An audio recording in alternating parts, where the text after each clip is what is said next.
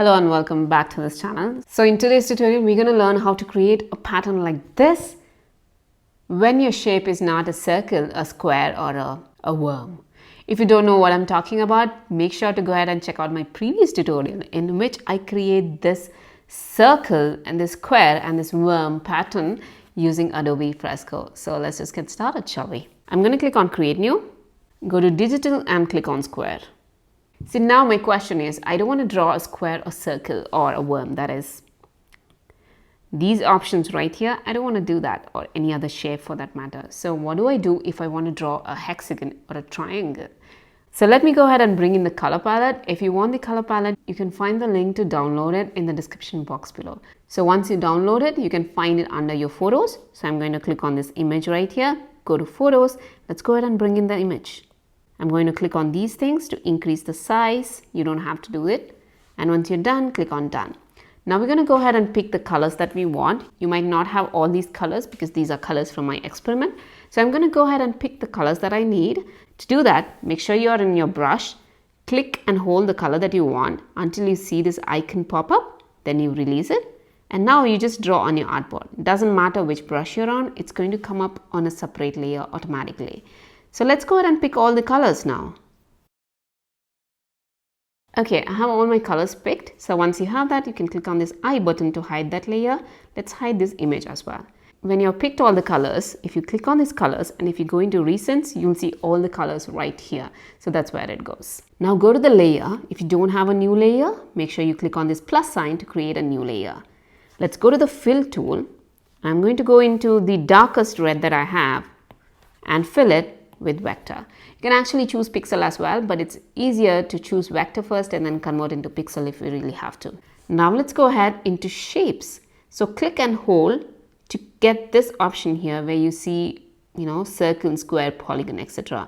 We're going to choose the polygon today, and I'm going to click on this plus sign until I get a polygon that is a hexagon. Okay, so now you can see this option here. And now we can choose the size by increasing or decreasing. By the way, if you don't see these bounding boxes, make sure you click on this here and then it should show up like this. Now let's go ahead and increase the size to, I guess, this much. It doesn't matter. We're going to draw some hexagons on this artboard. So let me click there. So now what I want to do is actually erase the areas off.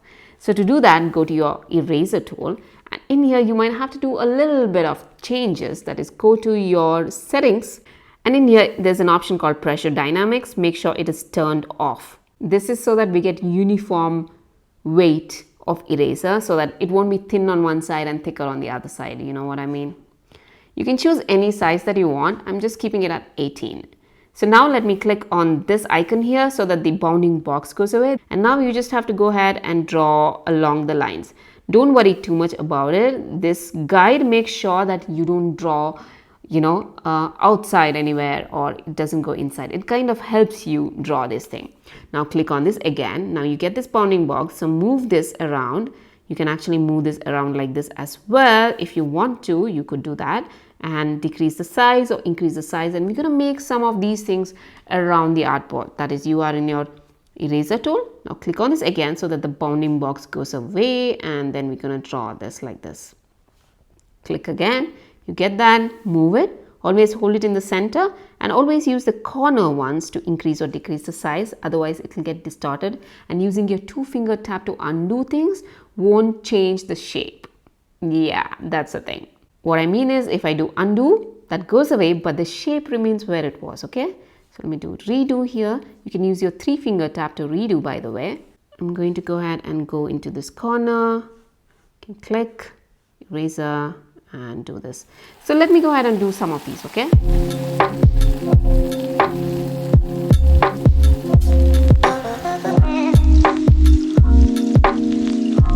If you're unable to move this, just zoom in a little bit, then it'll be easy to move things.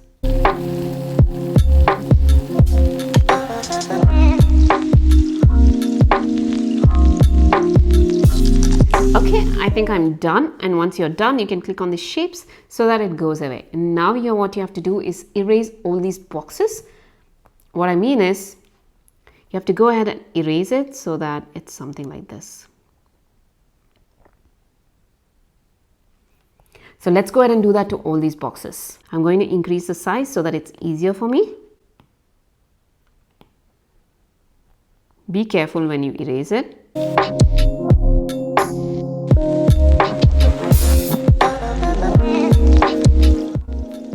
can later decrease the size.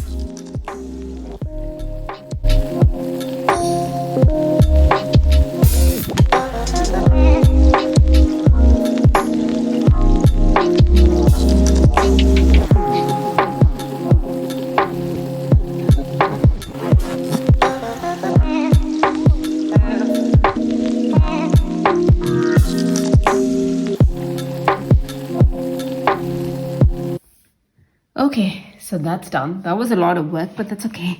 We expected that. Now I'm going to go ahead and change the color because this was not supposed to be bright red. It was supposed to be one red, lighter than that. So let's just go ahead and do that using our fill tool.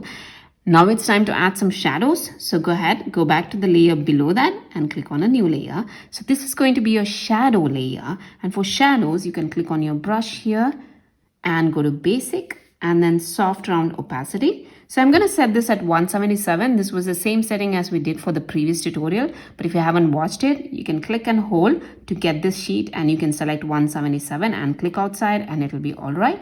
And the flow is set to 14 and the color we're going to use black and smoothing is set to 1. It doesn't really matter. It's up to you however you want to set it. Okay. So once you have that, now we're going to go ahead and add shadows. That is, we're going to add shadows right below this, like this. See that? Like that. So once I pull it out like this, it should look like this now. So I'm going to go ahead and do that to all the hexagons. So don't make it too dark like this. No, it should be a bit subtle, but also not too subtle. Okay, all my shadows are ready. But look here, this is still dark red. That's because when I was using my fill tool to fill in the light red, I forgot to do that for this one. So let me go ahead and do that, but not here. Go to your original layer and color it. Okay, now we have to check if your shadows have formed properly. So I'm going to go back into this bottommost layer and click on a new layer. So in here, I'll go to my fill tool and choose the darkest red that we have and fill it in as a vector. Okay, and now you can see all the shadows coming through, and if you feel like they look good, great. So now about this color, I'm not a great fan of it. It looks too bright, so maybe we should switch it up. So go to this orange and then fill this orange, and this is okay now, I guess. Okay, and if you feel like you need the shadows to be darker or brighter, this is the time to do it because we're going to go ahead and group it and then duplicate it. So you'll have to, otherwise it'll be a lot of work to fix the shadows if you don't do it right now. Okay. Now let me go ahead and add a highlight layer. That is, I'll go into this layer and click on a new layer. Go ahead and choose white. Go back to your soft opacity brush. I'm going to add a bit of highlight only on this layer over here. So by the way, this one, if it is like this, if I draw here, it comes up like this. So what I'm going to do is click on this icon here to make it into a clipping mask. By the way, I'm undoing things by using 2-finger tap. You can also use this or this to do undo and redo.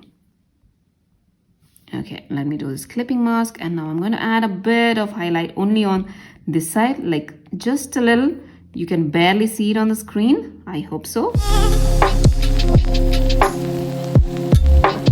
By the way, in case you didn't know, doing like this brings you to the full screen. Okay, so I think I'm done with that. If you want, you can uncheck this. It's okay. Now I'm going to go ahead and group this together. So you should be either on the shadow layer or this layer or clipping mask. Once you're there, click on these 3 dots and click on select multiple. And now we're going to click all these 3 things which form like one unit and click on this folder. Now it's like, yeah, a 1 unit. So click on this and let's duplicate this one now. And this is going to be a different color. So I'm going to double click on this to go inside. Click on the layer which has the orange, and we're going to click on the fill tool and select yellow and click to make this yellow. Now let's go outside by clicking on this arrow here, and let's go to the transform tool, and we're going to go ahead and turn this around to 90 degrees like this. By the way, if you don't see this snapping, what you have to do is Click on this grid here and make sure you have turned on rotation snapping and set it to 90 degrees. This is really important, okay? Okay, so you have this ready, and now I'm going to go ahead and click again and click on duplicate layer group. Go back in here, go to this layer, fill tool, and let's select this pale one and click on this. And now again go outside, click on transform tool, and again rotate it one more like this.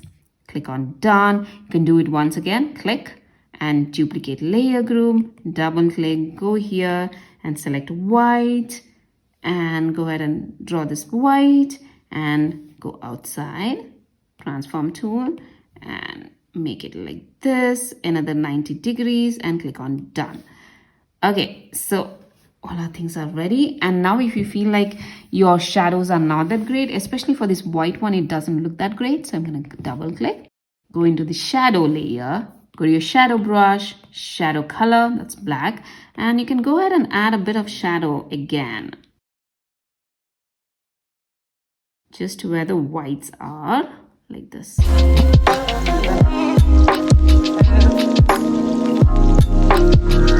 You can also go ahead and do that to the other layers as well. If you felt like the pale yellow wasn't that great, you can make sure you uncheck this so that you can see what's happening.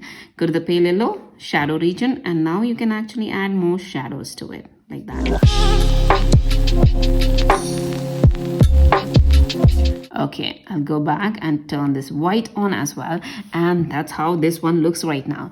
So by the way, if you're not happy with all these colors, there's obviously an option to change all colors without having to worry about going into each layer and changing the color. Click on this here and let's click on Hue Saturation. Now if you change this, you can see that your color palette changes as well, and you can give a different color palette right here, like that.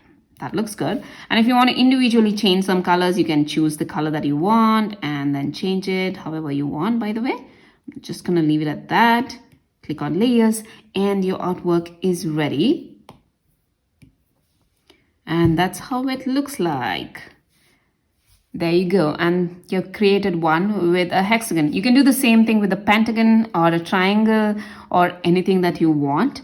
And you can also make many changes. For example, you can start off with the bottommost layer being like that, and the topmost layer you can actually click on transform and increase the size and make this bigger to give it a different kind of a look, like that as well. I'm going to undo that. Okay, so that brings us to the end of this tutorial, and I hope you liked it. If you did, please give it a thumbs up and don't forget to hit that subscribe button and the notification bell. And do let me know if you want to learn something else. So if you do create something, tag me on Instagram with print me some color or think beyond color. If you want to support this channel, you can buy me a coffee at ko-fi.com. You can find the link to do that in the description box below. You can also share this video with your friends and family or anybody who's interested in Fresco, or generally on your social media handles, so that you can help this channel grow a little bit more. I guess that's it. I'll see you in the next video then. Bye-bye.